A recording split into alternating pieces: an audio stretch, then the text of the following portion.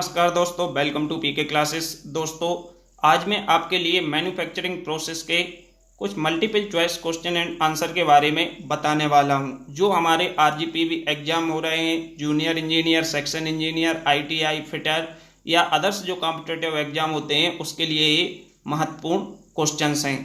तो दोस्तों, यदि आपने अभी तक मेरा चैनल सब्सक्राइब नहीं किया है तो चैनल को सब्सक्राइब करें एंड वीडियो को लाइक एंड शेयर करें।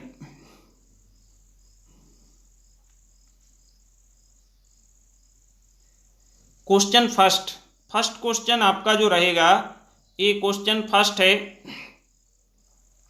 Which of the following material can be used for making pattern. हमारी जो पैटर्न होती है कास्टिंग में, हम ये पैटर्न कौन सी धातु की बनाते हैं? बैक्स की, एल्युमिनियम की, वुड की, या ये सभी मटेरियल्स हैं जो पैटर्न बनाने में उपयोग किए जाते हैं। तो ये जो है, इसमें बैक्स, एल्युमिनियम, वुड, इन सभी धातुओं की, सभी मटेरियल्स की हम क्या करते हैं? पैटर्न को बनाते हैं। तो इसका ऑप्शन हो जाएगा option D, all of these. Second question है, when the pattern is made three parts. जब हमारी कोई पैटर्न जो होती है उसके तीन पार्ट्स होते हैं, जिसमें मिडिल पार्ट को हम किस नाम से जानते हैं? यदि एक हमारा ड्रैग है, एक कोप है, तो एक मिडिल पार्ट क्या कहलाएगा? तो इसको हम बोलते हैं मिडिल पार्ट के लिए चीक। मिडिल पार्ट जो पैटर्न का कहलाता है, यदि तीन पार्ट से मिलकर पैटर्न बनती है तो मिडिल पार्ट को हम क्या बोलते हैं? चीक।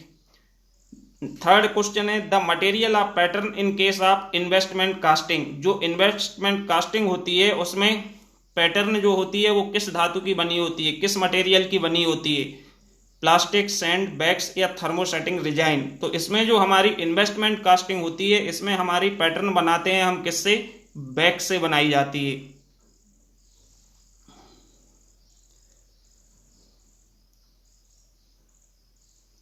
The most commonly used flame in gas welding. जब हम गैस वेल्डिंग करते हैं तो गैस वेल्डिंग में सबसे ज़्यादा जो हमारा फ्लेम यूज होता है वो कौन सा होता है? क्योंकि हम जानते हैं कि तीन प्रकार के फ्लेम होते हैं, न्यूट्रल फ्लेम होता है, ऑक्सीडाइजिंग फ्लेम होता है और कार्बोराइजिंग फ्लेम होता है। तो जो हमारी गैस वेल्डिंग है, गैस वेल्डिंग में है हम मोस्टली किसका यूज करते हैं? न्यूट्रल फ्लेम का। किस फ्लेम का उपयोग किया जाता है? Neutral flame.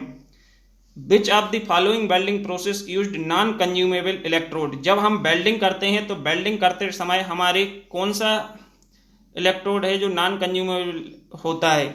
मीन्स किस प्रक्रिया में, कौन सी वेल्डिंग में नॉन कंज्यूमेबल इलेक्ट्रोड यूज होता है, जिसमें इलेक्ट्रोड हमारा जलता नहीं है, कंज्यूम नहीं होता है? Laser, TIG, MIG, both. TIG का मतलब टंगस्टन इनर्ट गैस वेल्डिंग होता है, एमआईजी मतलब मेटल इनर्ट गैस वेल्डिंग होता है।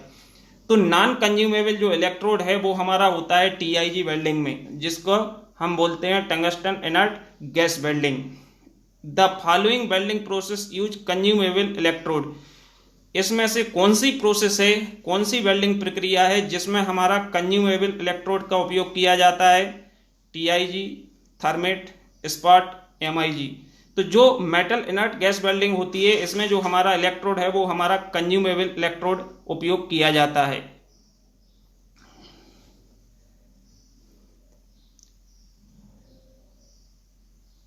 Welding spatter is.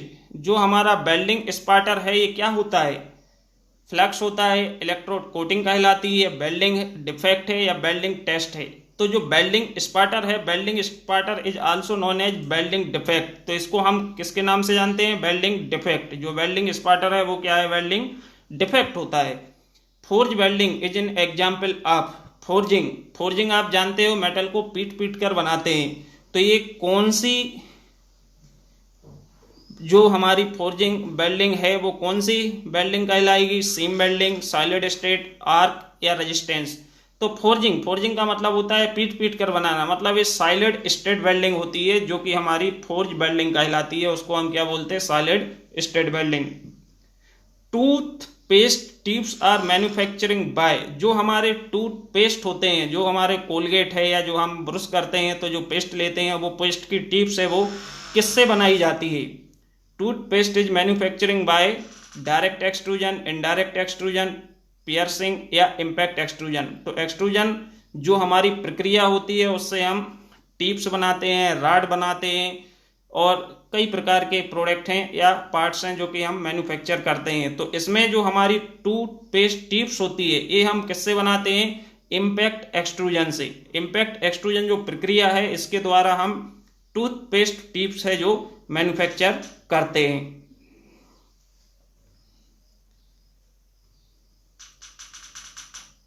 Bottles of thermoplastic made by the process, जो हमारी थर्मोप्लास्टिक की बॉटल्स होती है उसको हम किससे बनाते हैं, किससे मैन्युफैक्चर करते हैं थर्मोप्लास्टिक की बॉटल के लिए?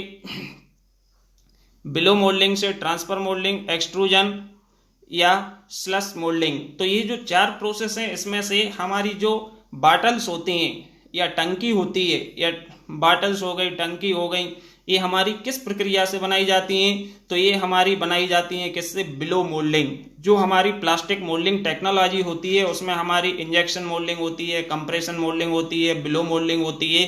तो ये अलग अलग प्रक्रियाएं हैं जिसमें हम बॉटल्स को किससे बनाते हैं? बिलो मोल्डिंग के द्वारा बनाया जाता है। प्रोडक्ट मेड बाय रोलिंग, जो रोलिंग प्रोसेस होती है प्रोडक्शन प्रोसेस में हमारे, उसमें हम रोलिंग में किसको बनाते हैं? टिप्स के लिए, रोलर्स के लिए, मेटल रोल्स या आई सेक्शन। तो जो प्रोडक्ट हम बनाते हैं रोलिंग प्रक्रिया से वो हमारी किस प्रकार के शेप के होते हैं? आई सेक्शन शेप में हम प्रोडक्ट्स को मेड बनाते हैं या मैन्युफैक्चर करते हैं bye rolling process. In hard working the temperature of material is used. ये क्वेश्चन इंपॉर्टेंट है। Hard working, cold working and hot working 2 प्रकार की प्रक्रियाएं होती हैं जिसमें हमारा जो हार्ड वर्किंग है उसमें टेम्परेचर मटेरियल का कितना रखते हैं?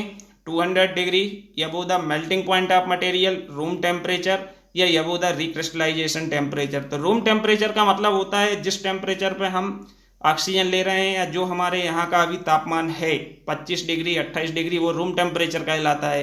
तो इसमें जो हमारी हार्ड वर्किंग प्रोसेस होती है, हार्ड वर्किंग में अबव द रिक्रिस्टलाइजेशन टेम्परेचर, हम मटेरियल का जो तापमान है वो रिक्रिस्टलाइजेशन टेम्परेचर से क्या होता है? ज्यादा होता है।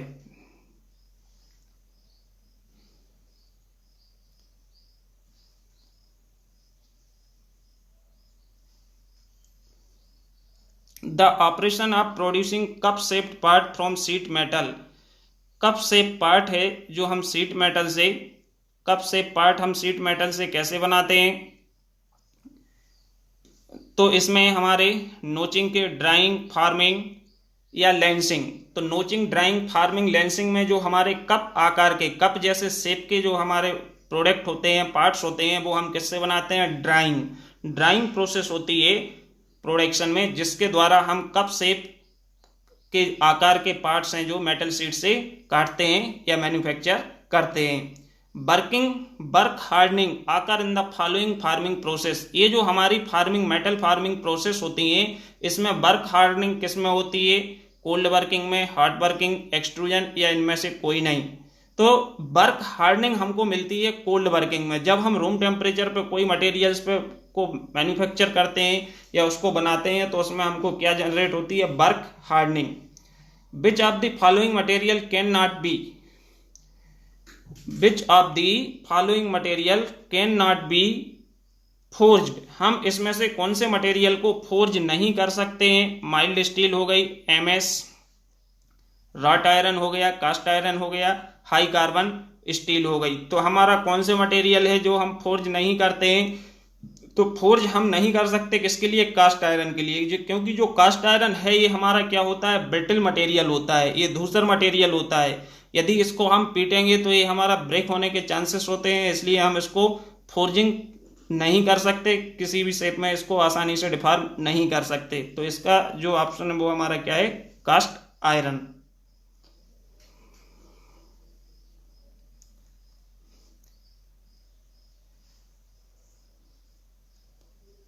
Laser beam welding find wide application in. जो लेजर बीम वेल्डिंग होती है इसकी उपयोगिता, इसकी उपयोग एप्लीकेशन कहाँ पे होती है? Heavy industry, structural work, electronic industry या प्रोसेस इंडस्ट्री। तो जो हमारे इलेक्ट्रॉनिक कंपोनेंट होते हैं, इलेक्ट्रॉनिक वर्क होता है, इलेक्ट्रॉनिक इंडस्ट्री होती है, उस जगहों पे हम कौन से वेल्डिंग का उपयोग करते हैं? लेजर बीम वेल्डिंग की एप्लीकेशन है जो यहाँ पे इलेक्ट्रॉनिक इंडस्ट्री में बहुत ज़्यादा होती है। Welding of steel structure on site of building is done by. जब कोई बिल्डिंग बनती है, उसका कंस्ट्रक्शन चलता है, तो वहां पे हम वेल्डिंग, स्टील पे साइट पे कौन सी वेल्डिंग करते हैं? आपने देखा होगा, आप अपने जो बड़ी बड़ी बिल्डिंग्स बनती हैं, कंस्ट्रक्शन होता है, तो वहाँ पे हम किस प्रकार की वेल्डिंग का उपयोग करते हैं। तो इसमें हमारी सीम वेल्डिंग होती है, spot welding, projection, arc welding. तो जब हमारी बिल्डिंग साइट है जहाँ पे कंस्ट्रक्शन चल रहा है, तो वहाँ पे हम कोई भी राड को ज्वाइन करना है, किसी पार्ट को ज्वाइन करना है मेटल्स के, तो वहाँ पे हम जो वेल्डिंग करते हैं वो होती है arc welding. The purpose of gate. अब क्वेश्चन है कास्टिंग पे। पर्पज ऑफ गेट, जो हमारी कास्टिंग होती है उसमें गेट का क्या उद्देश्य होता है। Deliver molten metal into mould cavity, act as a reservoir for molten metal, या feed molten metal to compensate shrinkage, या नॉन ऑफ दी एबो। तो जो हमारा गेट होता है कास्टिंग में, गेट का उपयोग हम किसको, मोल्टेन मेटल को केविटी के अंदर भेजने के लिए करते हैं। तो जो हमारा गेट है, गेट मीन्स एक इस तरह से पाइप है जिसमें हम मोल्टेन मेटल को भरते जाएंगे, तो ये इससे कहाँ जाएगा, गेट से केविटी में चला जाएगा। तो ये आपका क्या होगा, deliver molten metal into mould cavity. Thank you and subscribe channel for more video.